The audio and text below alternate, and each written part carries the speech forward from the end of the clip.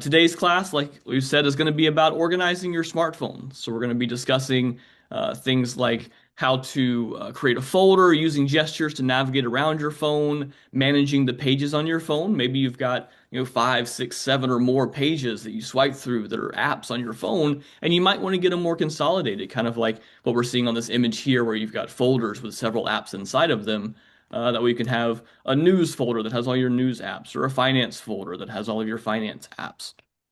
And then we'll go over how to delete those apps as well, getting rid of duplicates, showing the difference between removing things from your home screen versus from the app library itself. All right, so starting off with gestures. So gestures are specific hand movements or touches or ways that you navigate around your screen to just make the device easier to use. This can include things like swiping or tapping, pinching your fingers to zoom in or out.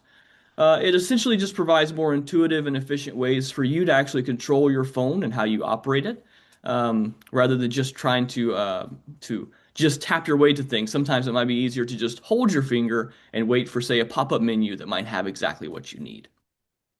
So we have the swipe gestures, which we're probably familiar with. This is where we swipe left to right to go to different screens on our screen. If you have an iPhone, if you swipe down on the screen, that's how you would activate your search, so that you could search for anything, Google things, search for an app that's on your phone, a file in your folder system, anything on your phone you can search for like that just by swiping down from around the middle of the screen. You also have just a touch gesture. So this is how you would open an app by just tapping that icon. And then we have others like the pinch gesture. This is really useful for zooming in on something. We may have used this before with photos in our photo gallery, where you've selected a photo and then you've held your fingers together and spread them apart in order to zoom into a photo. But that gesture, that zooming gesture, can be used beyond just images. If you're on a web search and you're on a website looking at text and it's too hard, it's too small of a text and you can't read it, you can simply zoom in with that same exact pinch gesture and it'll make that text larger. So again, it's for zooming in general, not just for zooming on photos. And then to zoom out, it's just the opposite. Start with your fingers apart and bring them together to zoom out. And then the long hold gesture. This is where instead of tapping to open an app, for example, let's say I wanted to open my email app and compose a message. Well, that's two taps in order to open the message, then get to the compose area to start that message. But if you hold your finger on that email app instead with a long hold gesture, that will actually bring up a pop-up menu that will have one of the options as just compose message. So that way you can, again, just skip that one step, um, just to make that a little easier for you. It looks like the chat is okay. The chat's working now. That's good. We are active in the chat, everybody. The gesture we're learning here is typing. Nice. Okay. Hi from Liverpool. All right. Hello, Leslie from Liverpool. That's amazing. All right. So now managing your pages. So your pages, when you unlock your phone, when we first turn on the phone, we see our lock screen. Then you unlock your phone and you see your home screen. Your home screen is going to be made up of several different pages, and those can be seen by just swiping through them with a swipe gesture. If you want to just quickly see how many screens or pages you have, though, you can actually see that right at the bottom of the screen right here, where it's showing 1, 2, 3, 4, 5, 6, 7, 8, like 9 dots here, 9 pages of information on this phone. This is one of those pages that you can see identified by the slightly lighter circle there. This is marked as their second page here. And then I could swipe left or right to get to those other pages. If you don't swipe for a little bit, this area will actually turn into a button that says search. That kind of depends on which version of iPhone you have. But that search function can be really useful, again, like I was saying, for searching for anything, an app that you want to open, a file that you've saved to your computer or to your phone, a Google search that you want to do, anything you want to search for, that search button is going to be really useful for doing that. Yes, and one of the coolest thing about this search button, Dylan, is that you can go, it can be at the top or it could be at the bottom, depending on the phone that you have. So again, using those gestures to find that search bar is super useful because sometimes it happens to me all the time. I'm looking for, it could be the simplest app, like for example, Facebook. And I'm like, what was that app called? You just get so used to the icon of the app itself. But if you remember the name, you can just type it out and see it, and it's just so helpful. So the search bar, I use the search bar for everything, especially for things in your settings, like brightness. Sometimes you forget that brightness is inside the settings, and you can look that up through the search bar, and that helps a lot too. Yeah, definitely useful. Again, anything you want to search for. It's a one-stop shop for your search needs. Oops, there we go. And for Android, it's going to look very similar. At the bottom of the page, you're still going to see the number of pages you have. Android has an additional feature, though, where you can also see which page is identified as your home screen. So whereas on iPhone, it just had the dots here, you can see on Android, one of these dots is instead an outline of a house. And that denotes that this is the home page, meaning that no matter where I'm at, no matter what app I go to, no matter which page of my home screen I was on when I left the home page, when I go back to my home page, this is the home screen it's always going to take me to. And then anytime, let's say that we had these two slots filled up with apps as well, and we added another app, but there was not currently another page, it would just automatically create that new page for you to make room for any additional apps.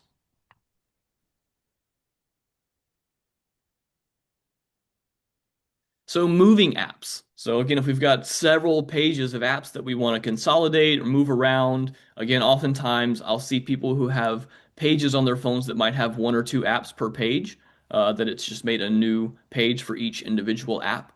And again, to consolidate those, to hold on, to move those apps over, you'd start by using a hold gesture. So we can see in this screen here how all of these apps now have minus signs next to them. They don't normally have minus signs next to them. The way to get this to appear is to do a long hold gesture on the app that you want to move, and you'll feel a slight vibration under your finger. When you feel that vibration, that's when you're going to see these minus signs become visible and the app start to shake. This is known as edit mode. So this means that from this point, you can now just touch an app, hold it, and move it to whatever screen you'd like. Let's say we wanted to move this Tips app one screen to the left. And we're on the second page here, and I want to move it over to the first page. So I hold on this Tips app, I move it over to the edge of the screen, I pause for about a second, and then it's automatically going to shift the page over to that first page for me to then place that Tips app wherever I'd like. So again, hold gesture, waiting for it to go into edit mode with the minus signs and the apps shaking. And from there, you can move your apps around. Once you moved that Tips app over to this page, you're still in edit mode. So then you can move back over to this page and continue moving apps around, reorganizing them. And whenever you're ready to leave edit mode, you simply click on any empty space. And then that'll exit that for you.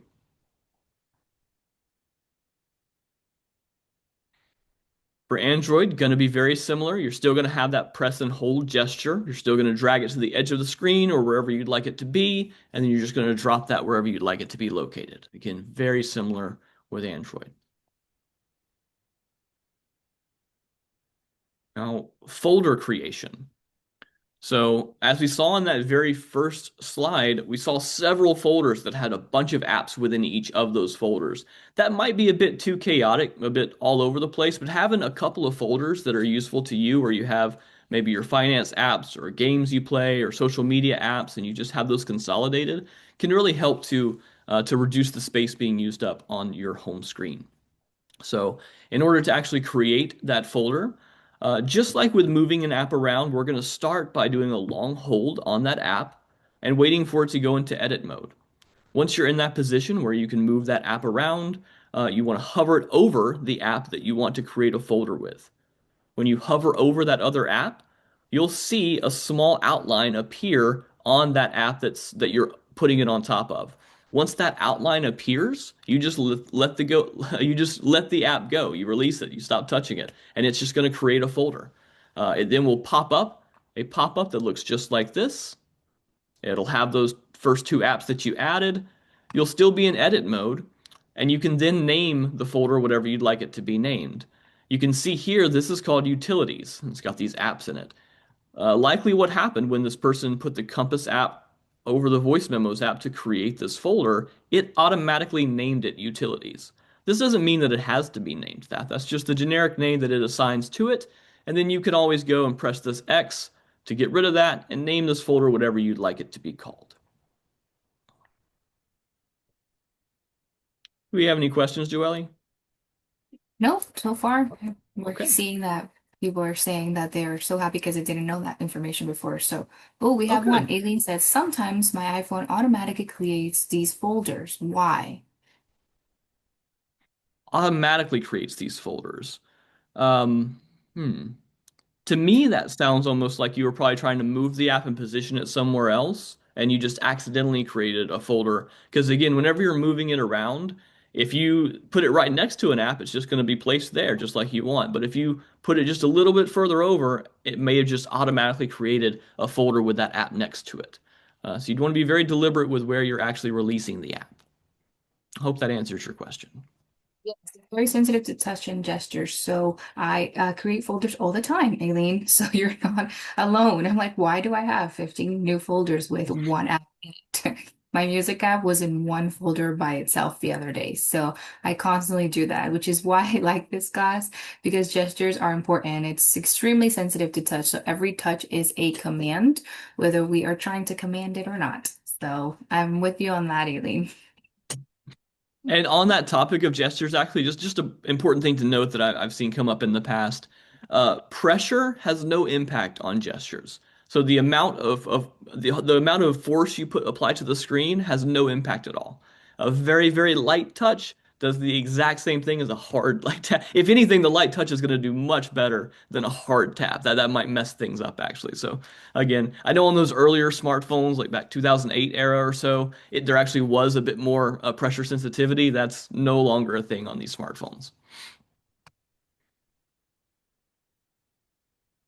And then creating folders with Android, again, same thing there. We're going to hover that app over. You can see the outline that I'm talking about here. This settings app usually looks like this, where it's just this bluish kind of violet color here. But then as we hover this magnifier app over the settings app, we see this outline begin to appear, this white outline. When I see that, that lets me know that I can release this magnifier app and this folder will appear.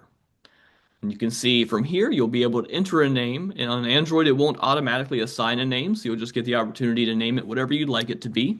You can also change the color of the folder by tapping this. Right now, it's white because the folder is a white folder. If you tapped here, you could make it blue or red or whatever color you'd like this folder to be to distinguish it. So maybe you have several folders. Maybe you have 5 or 6 folders on your home screen, and one of those folders is very important. Maybe it has medical information or things that you access a lot, and you want to be able to quickly see and identify that folder. Well, then you can make it a bright color so it would stand out from the other folders.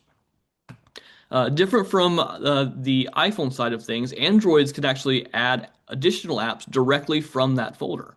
You can just press the plus sign. I think on most of your phones, it's not going to be here anymore. It's just going to be a plus sign up here next to the color. I don't think it even says add apps anymore. I believe it's just a plus sign right here. And again, that plus sign will just bring up your app library and allow you to select whichever apps you would like to add to that folder.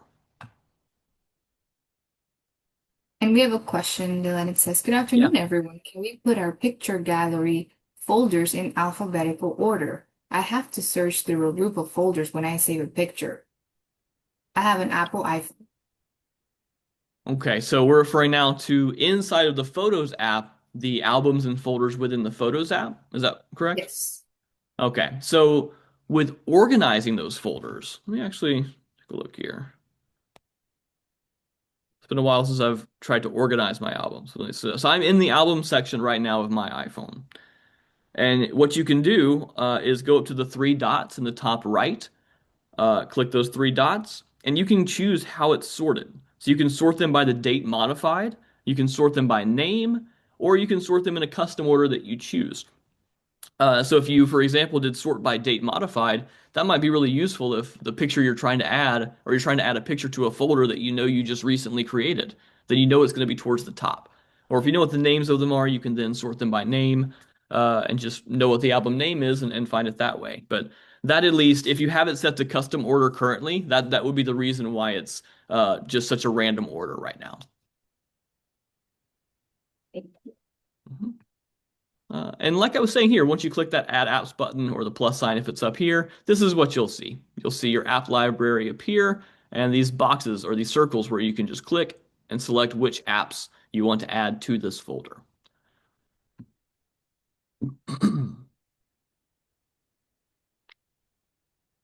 And now deleting apps.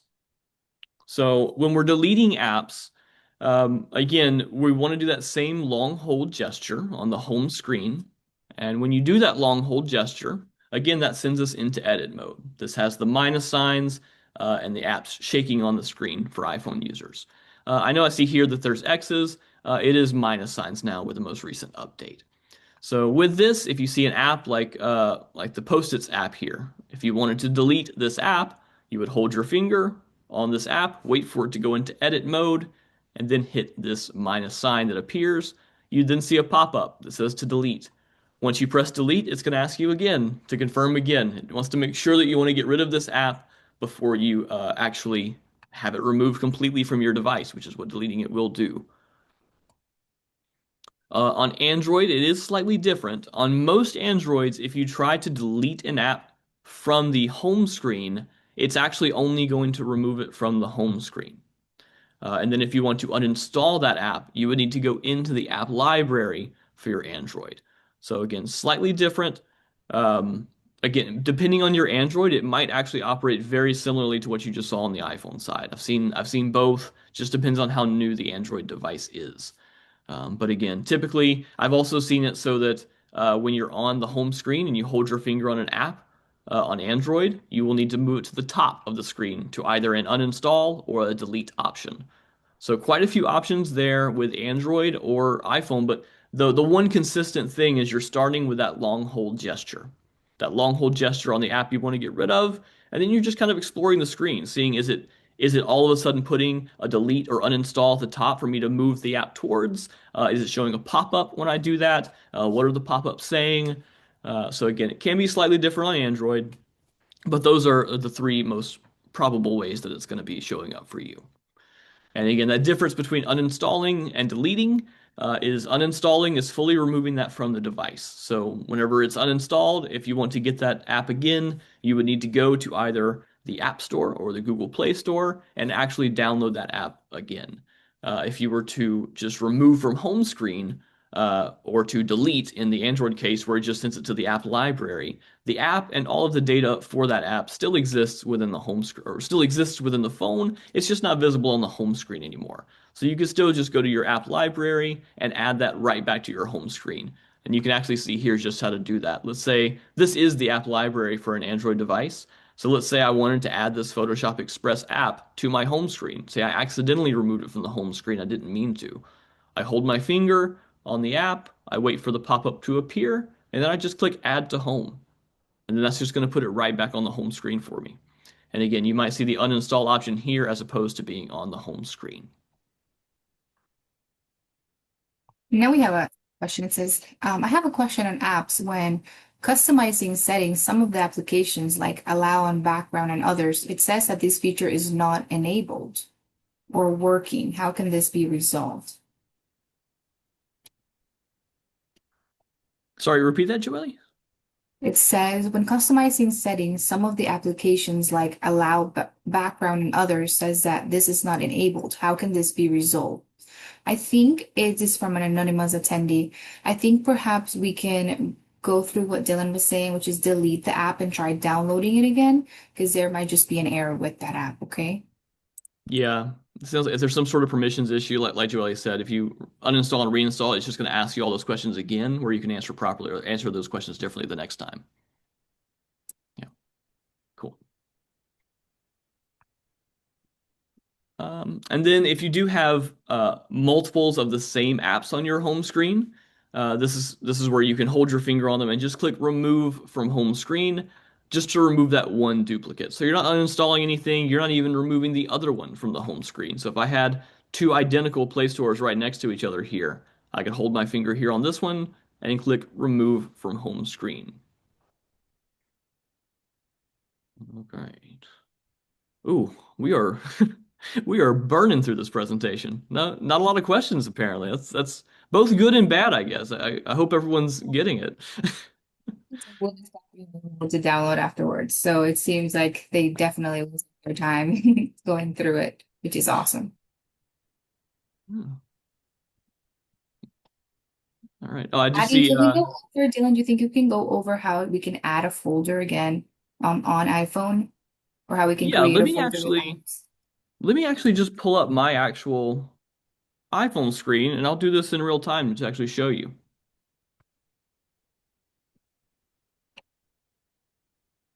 Oh, oh, hold on.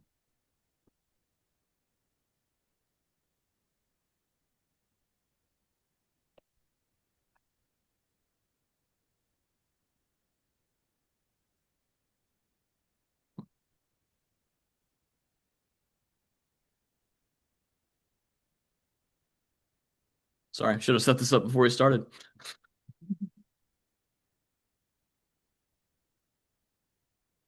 There And we go. sometimes we don't even realize that we have duplicate apps.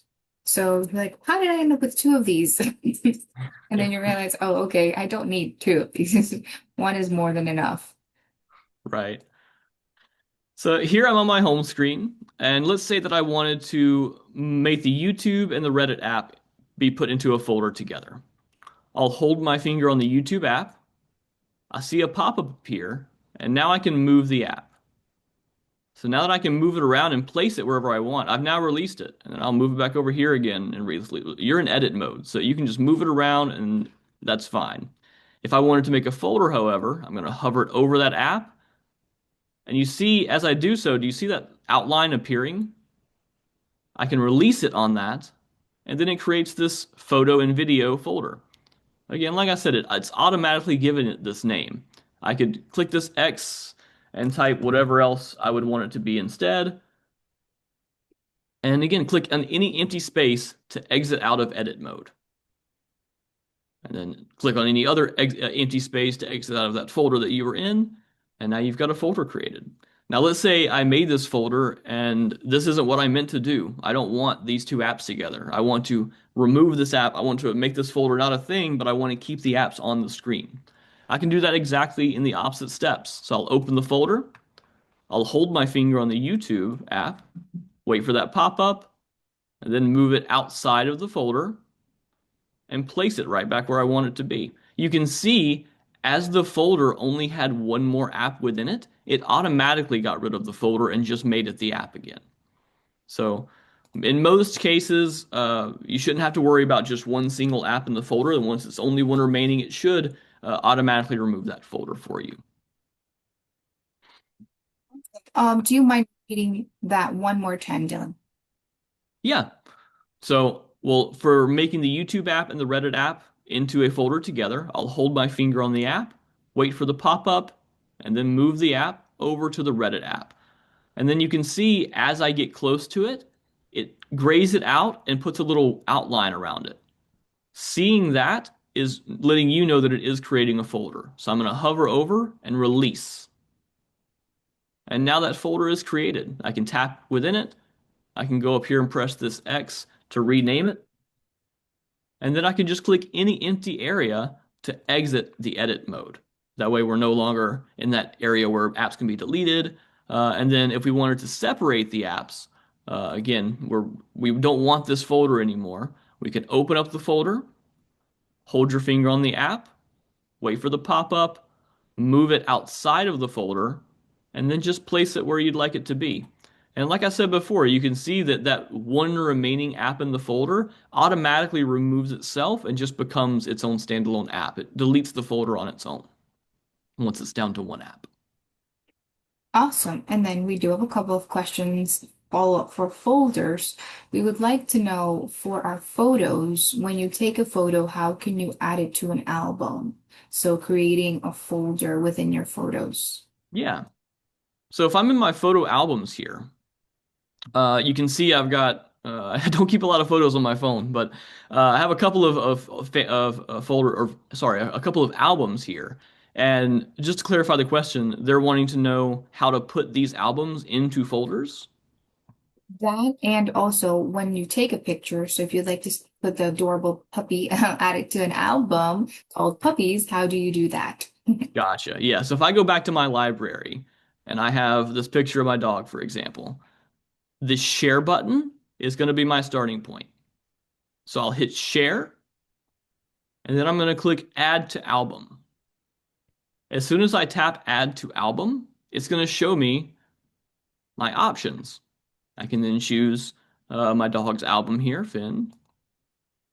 And now that photo is in that album. So if I go back, go to collections, so when you normally go to collections, this is what you're going to see.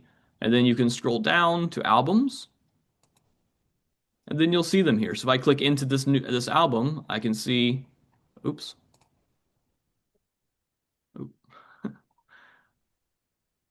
it's unusual trying to navigate an iPhone with a cursor. Uh, I'm not sure how to scroll down on this. Is it? No? I don't know. You get the idea. It is in this it is in this album now. So now if I wanted to put these two albums in a folder together, I would start by going up to this plus sign at the top. So if I go up here, create new folder, name it something, and then click create, now I've got this folder here. Now within it, these three dots, I can click those three dots and click edit title and albums. Now I went this route because I wanted to show you how you would add albums to a folder you've already created. Whenever I was initially creating this folder, this was the exact screen you saw as well.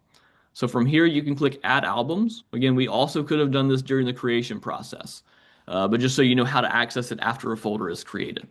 So I can click Add Albums, select the albums that I want to add, and then press the check mark at the top right. And then click the check mark again to confirm, because now we're back on the main edit screen. And now we have this folder, ASDF, with these two albums. So this could be useful if maybe you've got several vacation albums and you want to put all of your vacation albums into one vacation folder. So you can see all those, but you're not just lumping all of your vacation photos together. They're still distinguished, but they're all within a folder that still separates them as well. Awesome. And now, of course, with photos and having a lot of them, and I know this is perhaps another topic, but as far as storage, if somebody, we went over deleting apps, which is awesome. But if you wanted to see in your settings all of your apps together and see which ones you can are taking up the most storage, then do you think we can cover that? Yeah, if I can figure out how to go home on this Yeah, I know. Just we can look up puppies all day too. That's nice. thing. There we go. Okay. Oh, I just tapped there. Okay. So if I go to my settings app, so we can first point out that there's two different types of storage. You've got your onboard storage for your phone, and then you've got your iCloud storage. I'm assuming they're probably referring to their onboard storage, to the storage that is on their local device on their phone. So for that, you would go to General, and then you would go to iPhone storage. And from here, you would see a breakdown of your storage. So here I can see that applications are the biggest thing taking up space. As I mentioned, I don't keep a lot of photos on my phone. For most of you, this is probably the thing that's the largest. But again, from here, you can also see exactly what's taking up the most space. So, oh, okay, now it's going to scroll. Uh, so from here, I can see that I have a music app that's got 13 gigabytes. That's the biggest thing taking up the most space, which makes sense because that music app has a lot of playlists that are downloaded so that I can listen to them offline. So you can see like, other things have a couple of gigabytes. If it's over a gigabyte, that's kind of when I would consider, okay, that's a pretty big app taking up a pretty good bit of space. Less than a gigabyte, it kind of depends on the app itself. I'm a little shocked to see LinkedIn taking up that much space, honestly. But again, that's neither here nor there. Essentially, you want to be looking at the top here to see how much space you have remaining. If you're in a similar spot that I'm in, where you've still got about half your space remaining, you're not really in any kind of a situation where you need to worry about storage. But if you do have some, like if you're running low on storage, a good option would be to look at the recommendations. So right here, it's telling me to review downloaded media. Save up to 105 megabytes. So that's not really worth my time, 105 megabytes. But sometimes these recommendations might be finding like old videos that you just didn't even know were in your storage. There's just really long videos that are taking up a lot of space. And you'll see exactly how much space you can save here in the recommendations section. If instead of the local storage, you were referring to your iCloud storage, when you go to your settings app, you would click on your name at the top. And from there, you click on iCloud. From here, you can again see exactly how much storage you've used and kind of the same principle. If you're less than half of your storage, you don't have an issue at all. What I do commonly hear and see are advertisements saying that your iCloud storage is full and you need to act on that right now. Buy storage, increase your storage. Most of those are scams, and oftentimes, regardless, you can always just ignore that, go to the iCloud storage and check yourself and see, okay, I actually don't, my storage is nowhere near full. That advertisement was clearly a scam. And also, that advertisement can't possibly know how full your iCloud storage is. So again, anytime you're seeing those pop-ups on your phone saying your iCloud storage is full, assume that is a scam. Those pop-ups are not how Apple would let you know that. Awesome. And Dylan, the chat is curious. Where do you store your photos if it's not on your phone? My suggestion was that you don't take any pictures, but I don't know. I could be wrong. I don't take I do take pictures. I don't take a lot of pictures, but I keep them on an external hard drive. I keep some photos on my phone, but for the most part, I don't find it necessary, and I find what happens is it all uploads to the cloud, and I typically like my cloud storage to be used for other things. Like I might have other like webinar recordings, like this one, for example, that might just sit on my desktop for a little while, and that takes up cloud storage for me. So to have that kind of free space available I almost treat my iCloud like a desktop of like this is where something's living temporarily, while it's available to me where I need it. But when it's time to archive it, so to speak, it just gets moved off of the device, off of iCloud, and onto an external drive. Again, it's not necessarily something that I recommend. It's more just a personal preference for me. I know it's certainly more steps to save it to an external hard drive as opposed to just letting iCloud take care of it for you. Just personal preference for me. Nice. Somebody's asking, is there a way to back up iPhone data to Google One? Yes, if you wait, Joelle, do you know this off the top of your head? I'm kind of iffy. I'm gonna do some research actually. I actually have a Google One account, and it doesn't necessarily back up all of my iPhone data. It just backs up the data, like for example, in my Gmail and all of the Google related accounts. I think for Apple, it's more of iCloud accounts that keep all of your data in one. Okay. Yeah, it's whenever I switch to iPhone, I also switch to iCloud. So I haven't experienced the trying to use different services on my iPhone with that for that one specifically. Unless you have an Android, of course, but I know that the question was geared towards iPhones. Yeah. And transferring, I know this is a little bit, but it seems like we've got a lot of photo questions. Let's hear them. Perhaps next week we should all meet for a photo presentation. Last question on photos. How do you transfer these to your computer, Dylan? Everybody's really curious about where you keep all your puppy photos. So with my external drive, let's go back here. In the Finder app, where you can see all of your files, um, you can, if you scroll down, you'll see your locations. So in locations, you'll see things like your iCloud drive, your the user information, the hard drive for your MacBook, AirDrop, trash, things like that. In this location section, when I plug in my external hard drive, it appears here as something that I can click on, just like I can click on this hard drive and I can see the information in it. I can plug in my external hard drive and see the exact same thing here. I think I just named it external hard drive, so you would just see in this list external hard drive. I would click it, and then I would see the information within it.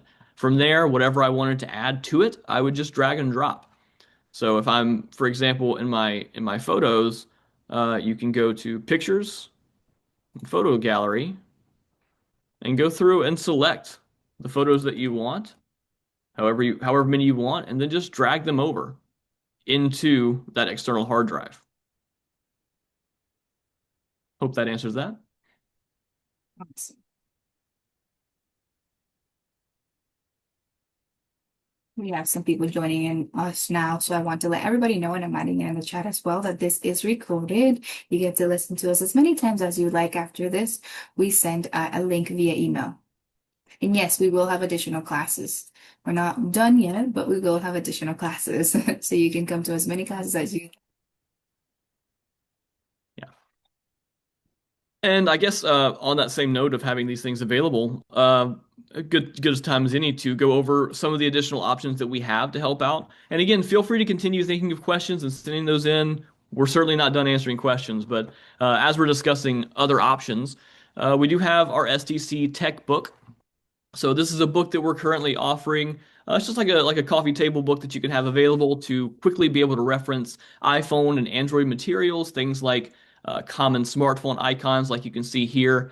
In classes when I'll say something like the share button. Oftentimes, people don't really know what that button is, and this can just give you an idea of, well, on iPhone it looks like this, and on Android it looks like this. What delete, save. Connecting to Wi-Fi, scanning QR codes, using gestures like we discussed if you want to review that, how to download apps, managing passwords, and learning how to avoid scams. All in this book. Really easy to use, has worksheets that you can follow along with as well. It's 1950 plus tax. You can scan this QR code here to buy yours, and I'll ship it out to you. Again, really useful information for you to follow along with step by step. And I'm getting such good feedback on this tech book. I mean, I see people carrying it around and it's awesome. It's just so easy to read. It's easy when you have a book that tells you step by step and it has color and it has images and you don't get lost and just everyday things that sometimes we overlook, and you can go back to the tech book and read it one more time and really remember it for the next time and just keep it with you at all times too. So it's awesome. Yeah. And one other thing here, if you wanted to see the presentation and handout for this class or several of our other smartphone basics classes and cybersecurity classes, or if you just want to see when we have other classes coming up and where those might be taking place at what time, you can download our STC Learn app available on the App Store and the Google Play Store. In addition to the again those handouts and presentations and the wonderful information there, we also have access to our 24/7 tech coach on there. So if whatever information is present on the app doesn't quite answer your question, or if the practice material you're going over doesn't quite go in depth enough, just feel free to go over to our tech coach tab and ask it whatever question you'd like to learn more about. Have that conversation with it, and yeah, just let us know. Definitely let us know any kind of feedback. If you downloaded the app and you want to let us know what features you might want to see in it, what things you don't like about it, things like that. It's a one-man show building this app. It's me building it. So anything you send to us, I'm going to see it with my own eyes and I'm going to implement it into the app. So we really appreciate any kind of feedback you can provide for that. All right. And with that, we'll go ahead and call it. Um, yeah, Joelle, thank you for joining me. This was great. And thanks everyone. This was a great class. I hope you all uh, learned something. Hope you all got something out of it. And I look forward to seeing you on the next one